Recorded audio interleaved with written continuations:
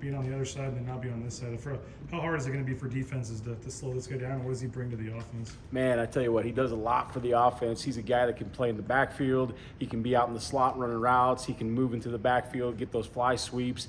He's a great utility player that can do a lot of different jobs. And the thing that Malik gives us that some of the other backs don't is he can find that crease, put his foot in the ground, and get upfield quickly. So it's really making us be really gap sound and making sure that we all do our jobs anytime he's got the rock, because he will find the open crease. And I like it because he likes to talk a little junk to me every once in a while. So I like that. I was going to say your DBs, they like talking too. It seems like it's a pretty good combo there to go. Oh yeah. Those guys, and I like that because that's what's going to happen in the game, right? Obviously, you can't let it go across the line, and there's things that can't be said, period, point blank. But I like a little trash talk out there because that happens in the game. Like, well, let's simulate the game more out there practicing. But I think Malik does a good job of, getting under their skin by his play, not necessarily what he's saying. Just a broad observation, Eric. The first couple of days, like, what do you think of how it's gone so far for your defense? Yeah, I think the whole team has practiced well. I think we've been very efficient in our practices. Defensive guys, right now, we've been really stressing high communication, high effort. We got to take the ball away more, and we got to tackle better. That's just the life, right? That's things we didn't do well last year. That's where a lot of our X plays came from. It wasn't busting assignments. The guys did a good job in that last year, but we've got to tackle better. We've got to have better leverage to the football, and we've got to communicate, because when this group communicates and are on the same page, they play at a high level. When there's a lack of communication, that's where some things go awry. What are you seeing lack of strip sacks last season and takeaways as a general rule? What are you doing specifically to make improvements in that department? Yeah, so we've got a turnover circuit before practice, and then if we don't reach our goal within practice, Coach Fraser's got them back on the turnover circuit again, which includes a strip sack, which includes punch drill, which includes a turnover type circuit for both the big guys and the little guys, just a whole bunch of different things. And then with the D-line, we have created a few drills to get that ball out more, because you're right, you would think 55 sacks, you would have the ball on the ground a little bit more. So those are things we have to do better. What's the improvement of Max Teutschman like this offseason? I think to the outside eye, everybody's going to be like, oh man, he's made leaps and bounds. But he was a really good player last year, just behind another really good player. So Max Teutschman got in the game, he played, I don't know, I'm going to call it 20% of the snaps, and ended up with 4.5 sacks, I think. So he's been a good football player. Now he's getting all the reps of the first team, getting that communication piece, and he's really taking his game to another level.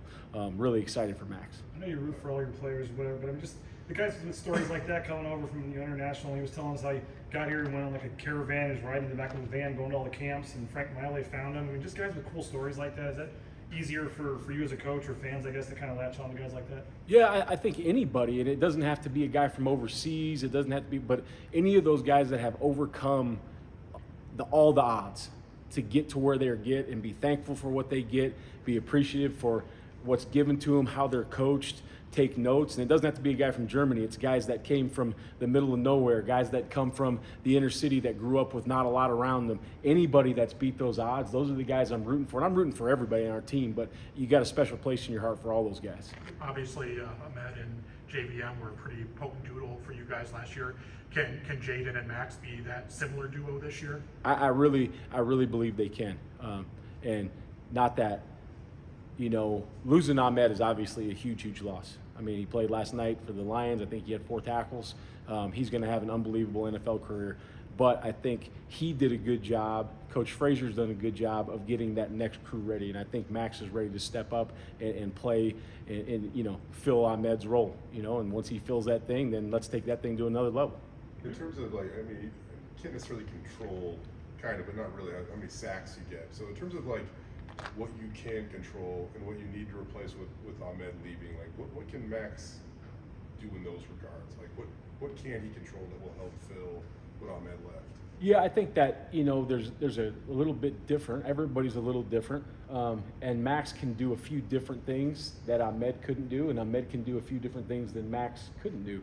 So we've got to find that area where can we drop Max a little more than we did Ahmed. So there's a few things we can do, and you're right, we cannot control sacks, but we can affect the passer in a lot of different ways. And I think our DBs have grown exponentially because we've got to get better in that area. And we have an unbelievable group. They're a confident group. They're playing really high right now. So I think we can, manufacture some quarterback pressures, maybe rushing less guys this year as well. You look at, you go down in the weight room, you see Braxton is, I think, the first on the team in power clean, squats, and bench press.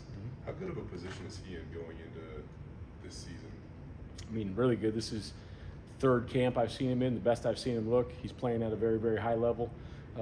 Football intelligence is very, very high with him. So I really like where he's at. I really like where he's at just in general with that leadership role in the D tackle room. And then the play he's had the last 5 practices, 4 practices, whatever we've had. I don't know if it came out the way he intended or what, but he basically said the other day when he entered the portal, partially it was because all of his guys that he had played with were leaving, and it was a lot of young guys, and he wasn't sure what the group was going to look like. What do you see from some of those young guys? I know you went into the portal and brought some guys in. Yeah. There's obviously a lot of talk about that D line with who you lost. Yeah, I know. I mean, I think that that was a good lesson for our whole team. I read the whole transcript and read the headline on Twitter, and they didn't quite match up, right? So that's a pretty good lesson for everybody. Be careful what you say. But when you look at what Braxton really said was, he didn't know how that young group was going to be, how these new transfers were going to be, and then as he watched from afar with an outside lens through spring ball, watched those guys develop, he knew it was going to be a good front. And that's kind of what he said throughout the rest of it, that obviously doesn't get published and doesn't need to. But I really like where that young group is at. I really like where that transfer group is at. It's always taken that, you play D-line in a new system, it takes a couple weeks to get those new techniques or exactly how I want it done to compare to another coach. And not that the other coach is wrong, it's just we're all a little bit different, right, in our technique. And so that young group has come leaps and bounds from where they were when they showed up either here out of the portal or coming off that limited reps or scout team last year. So I'm really, really happy with where the rest of that group's been, and Braxton's done a really, really good job of leading that young group here in these last summer months and into the fall camp. Was that something he needed to re-explain to the group or anything after those comments? Or? No, I think Braxton did a good job when he came back. When he came back, he wanted to reach out first and foremost to the leadership group on our team, and then once that was done, talking to the D tackle room and the D line, and then the rest of the defense, and then trying to get to everybody on our football team and just have a one-on-one conversation so it could be open and honest, and everything could be out there in the open. I remember what he said the other day.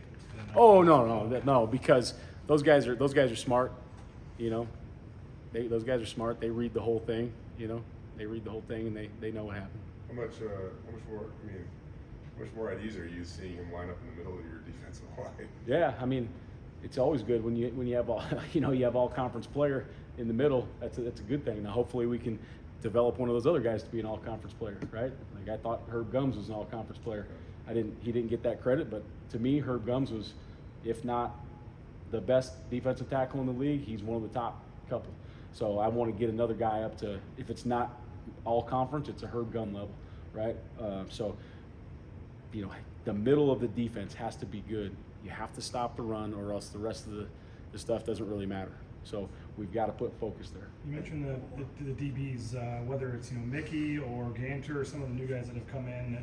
What have you seen from them, and who just in general in that group has stood out to you back there? Yeah, those guys, the new guys. If you're just talking about those two, Derek and Jaden, like Coach Collins said, playing in college football games is a huge deal, right? I mean, you can transfer in from anywhere and never have played in a game, and you don't really know what you're going to get. But we saw what we were going to get from those two guys.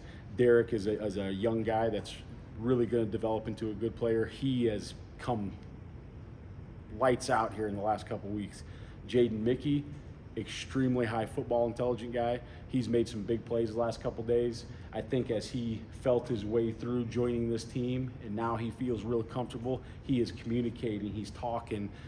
He looks like he's one of the guys, and he's out there playing at a really high level. Along with a lot of freshmen and some other junior college guys, we've got a really good defensive backfield, and it's a really deep one. At Notre Dame, I know Mickey was more of a corner. I guess he's kind of going over to the safety role this year. How's that kind of going along? Yeah, right now he's pretty flexible because of the football intelligence. So we've got him most of his reps at nickel, but that doesn't mean he can't play safety corner. We're just trying to find a spot right now, trying to find that sweet spot of, once again, as we switched some personnel stuff last year, who needs to be on the field. Number one, who needs to be on the field, and then we can find a spot for them. But that nickel for us is a job that has to have a lot of, you have to have a lot of skills. You have to be able to play man, you have to be able to play in the apex, you have to be able to tackle, you have to be able to blitz. So that was a role that we thought he could handle. Just the experience you guys are returning secondary, you know, whether it's Ty or Jeremiah or whoever. Just how big is having that experience when you're looking to, you know, improve upon the last couple of years? Well, it's big, obviously, because they've played in a lot of big games, right? They've played a lot of good receivers, and then the other thing is, like, our offense gives us a lot of difficult formations, shifts, motions, and to have those guys just operate, like, they're like, we got that, don't worry about it, you know. Even last year when Dirk came back and we got into this new offense, and obviously Nate's going to put his own spin on it and take it to another level, all those kind of things, but getting some of those kinks worked out took a while, right? And this year it's kind of been up next.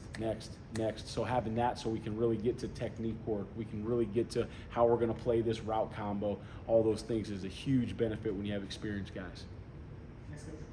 All right, guys. Appreciate you.